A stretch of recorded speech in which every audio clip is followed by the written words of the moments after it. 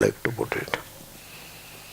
Like a rose is sitting there, it is not doing anything, it is not sprinkling rose water around, it is not doing any such silly thing. So some people do it, rose water you spray all around, so that the rose smell will come for 15 minutes. And afterwards some silly smell will come. Not like that. That is not good for health also. The rose is sitting there, it doesn't do anything, it doesn't even move. But the fragrance of the rose fills the space around. Love is like that. Love is the fragrance. I don't want to even call it quality, because quality, it is the swarupa, therefore it is not quality even. Quality means some small gap is there. There is no gap. That gap is also not there. It is the pure being itself. Therefore love is when the mind becomes silent and you abide as the pure, awareful being. Be conscious of that. That awareful being is love. Be conscious of that, and then you discover that love of the pure being. That love is called bhakti. Okay? Then in its level of expression, as it expresses, you can give a direction to that. So you give it a direction to Ishvara. Bhaktya tvan aham. Aham means Ishvara, you know. So this love is directed towards Ishvara. Now you can say love of Ishvara. Now what is Ishvara? You see, when we define or when we try to understand love in such a sublime way, by dismissing all the sentimentality, emotionalism and all other rigmarole that people put forward in the name of bhakti, all that you dismiss. There is no sense in all that. You may get a doubt, what about acceptance? Dismiss means I don't go and fight with them. Or I circulate a notice that you are all dismissed. In fact, I keep quiet. I accept them, not their ideas. So don't misunderstand when I said dismiss. Dismiss means am I going and fighting with them? Or sending a notice to them, you are all dismissed, move out. Am I doing all that? Am I opposed to them? I'm not opposed to anything. You should know that. I'm not opposed to anything. Is Shankara opposed to 72 theses, 72 kinds of philosophers? He is not opposed to anybody. Only an idea is examined. People are all Atma. Ideas are examined. Or you don't want to examine ideas also. Then you be a Buddha and take all ideas on your head. Therefore, don't bring acceptance into it. It is not about accept. You should accept people, not their ideas. People are acceptable, not their ideas. People have all kinds of funny ideas. Anyway, coming back to the point, the love of God. Aham is Ishvara. We say Ishvara. You see, the word Ishvara you have to correctly understand. If you understand the word Ishvara, you got the thing right. Ishvara. You look around. As a person, as an individual, when you look around, you can see immediately, you can recognize, or you can be conscious of, or you can be aware of a power that is operating. Where? Everywhere. So, it is operating in an ant and it is operating in the Creator also. As Tyagaraja said, Chemalo, Brahmalo. In an ant, that power is operating, because of which the ant is moving around very purposefully. And the Creator is creating this entire universe. And that power is operating. That power is operating in the sun, and it is operating in a blade of grass. Equally. Sama. It is the same. That power is operating everywhere outside and also everywhere inside. So I am conscious of that power. That power, why do you say higher power? Because when you say power, there are some terrestrial or there are some commonly understood powers, like the power of electricity, fanning and illuminating the bulbs and all that, or the power of wind, you can feel it. You have a power of, you can lift something, there is some power which you call your own power. Like that, these many powers are everywhere. Therefore, we are talking of a power which is not limited in that sense, which is unlimited, and which is ubiquitous, which is everywhere, which is all-pervading, and which is there in all, which is not limited to some, which is there in all. That kind of a power. And it is transcendental. Means the wind has power, but the power that I am talking about, it is beyond the power of the wind.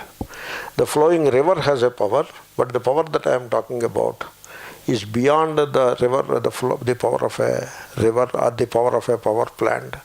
It is a higher power. It is higher even to the power of the sun or the stars, even to the power of the planets that are going around the sun. That is the power. Where is that power? It is everywhere. It cannot come and stand before you and dance. Suppose that power comes and stands before you and dance, what will you do now? Kya karoge? Kya ukhadoge? What will you do? Therefore, don't be silly about these things. So understand correctly. So, if Lord Krishna comes now and stands in this hall, we will consider that person escaped from a drama company and came here. That is how we will think. Therefore, don't be silly about these things. That power is there. You be conscious of that.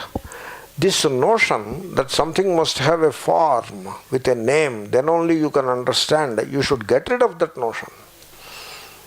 In fact, a thing with a form and name, you understand, it is not even understanding. It is all imagination. Because the name and form are unreal and your understanding becomes imagination. When that is unreal, what is the understanding? It is imagination only. Therefore, you just dismiss this Namarupa thing and try to space. Do you understand space or not? You understand? In fact, you understand space much better than a shape. You understand? You reorganize, you rejig your thinking. You know space, but you cannot focus on a form that well. When it comes to focusing on space or contemplating on space, it is so easy and so natural and spontaneous. Whereas when you have to concentrate on a form, it is so artificial and so painful. So you have to struggle to make it happen. You have to struggle. Whereas to contemplate upon space, you need not struggle. You give up. You become free. It is so natural and spontaneous. Therefore, don't ask for some concretized version of bhakti and all that. You don't need it.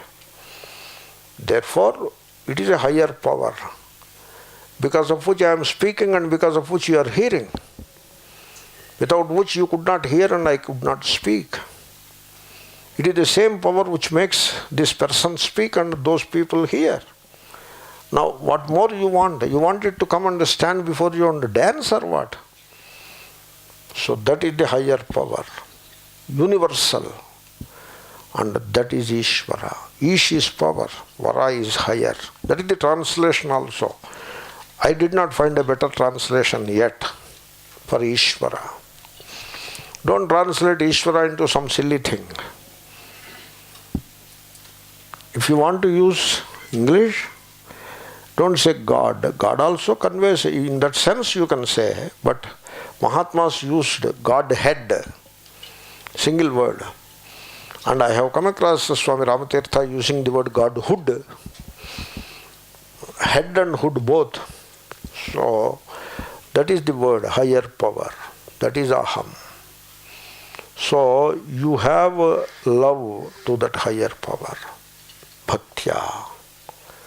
That is called bhakti. You see, now bhakti, it is an entirely different dimension. So you are in the embrace of that higher power, and you know that. You should be aware of that. That is bhakti. If you are not aware, then there is no bhakti. You should be aware of that. So I will be talking a lot about this bhakti. So again, and I will be describing what is bhakti. Almost in every class I will be describing bhakti. So ananyaya. Now let us make a little progress. Ananyaya. One without the other. Bhakti in which there is no other. Anya is other. What is this ananya? It is described in two ways. There is no other. It is described in two ways. One is Shankara. You see, if you stand apart from that higher power is, I am cognizant of that. I am cognizant of that.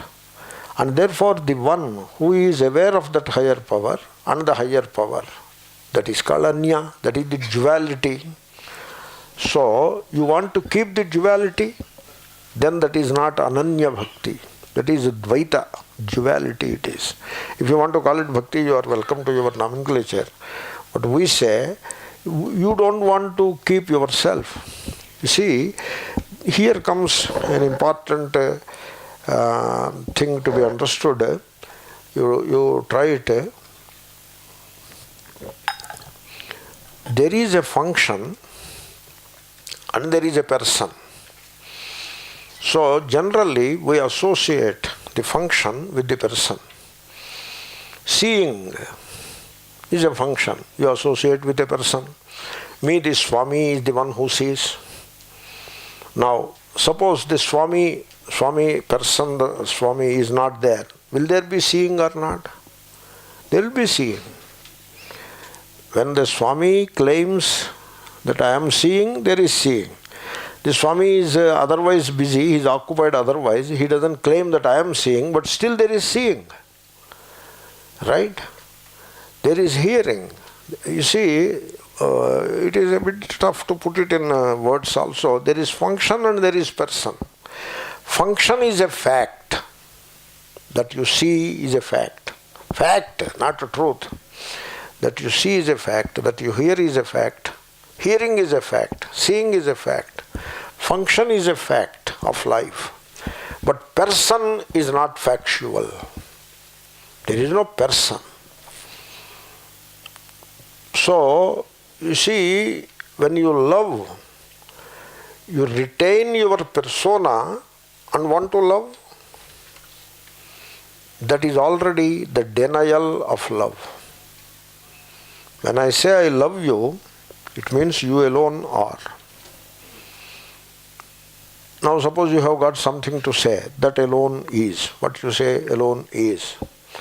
Suppose you have some desire, that alone matters. Now what about your desire? My desire doesn't matter. In fact, me doesn't exist. When I say I love you, your wish, your being, your wish alone is, alone matters. That is called love. You retain your persona, and when you retain your persona, all the idiosyncrasies of the persona are retained, and then you say I love you. That is duality. So Shankara says, in the love, in the bhakti, there should be no duality. So let us see what Shankara says. Ananyaya apruthak bhotaya. So anya is pruthak. Pruthak, bhota is bhavanam, being. Something distinct or something separate. Pruthak is separate. Therefore, that which is not separated, from where? From Bhagavan. How? From Ishvara. How? Bhagavataha anyatra pruthak na kadachidapi ya bhavati satu ananya bhakti. You see, a very powerful definition it is. Very tough to even to understand is not easy. Yeah, that's why Gita Bhashyam is very tough. Brahma Sutra Bhashya is not difficult. I am not afraid of Brahma Sutra Bhashya. I will handle it. But when it comes to Gita Bhashya, I have to be very cautious. Because it is like that. It is like a scorpion, you know. Big snake, you can take all precautions and keep away. But a scorpion will bite you. Therefore, so you see, Bhagavataha Panchami Ekavachanam, fifth case. Other than Bhagavan, other than Ishvara, there is Anyatra is Saptami. Means all your love is on Ishvara alone. Ishvara and Ishvara alone, and not on anything else. That is called Bhakti, Ananya Bhakti. Like, I tell you how. Like, I love the rose. That is a samsari. That is a samsari. I love the glory of Ishvara in the rose. That is Bhakti. You see, you get a letter from the beloved. Suppose the young man gets a letter from the beloved and the postman brings the letter. And therefore now he stops loving the beloved and starts loving the postman. He won't do it. Right? He still loves the beloved. Though the letter bearer is different from the beloved, but still he brought the letter from the beloved, but still the love is for the beloved only. The rose is like the postman. I do not love the rose for itself. I love the rose because it shows me the glory of Ishvara. I love the child. If you love the child because it is your child, you are a samsari. I love the child because the glory of Ishvara I see in the child. Now you are a devotee. I love the clouds because I see the glory of Ishvara in the clouds. I love a tree because I see the glory of Ishvara in a tree. I love a young lady because I see the glory of Ishvara in a young lady. I love a young man because I see the power of Ishvara in a young man. And I love an old person because I see the glory of Ishvara, the wisdom in the old person. In the enemy, if you read Ramayana, Rama glorifies Ravana and says he is a great king. He is like my brother. He is conscious of the worst crime that he has committed. Still he is a criminal only. He is not even repented for it. But Rama, it doesn't prevent Rama seeing the glory in Ravana. Same is with Ravana also. Same is with Hanuman. Hanuman sees glory in Ravana. I wish our political people who are fighting with each other bitterly read a little Ramayana, so that they can still fight elections without hating each other so much. Therefore, you should be able to see the glory of Ishvara in everything. And therefore, you love everything, not because everything is useful to you or whatever, but you love everything because everything is a conduit through which the glory of Ishvara is becoming abundantly clear, abundantly cognizant or recognizable. That is called Ananya Bhakti. We'll come back.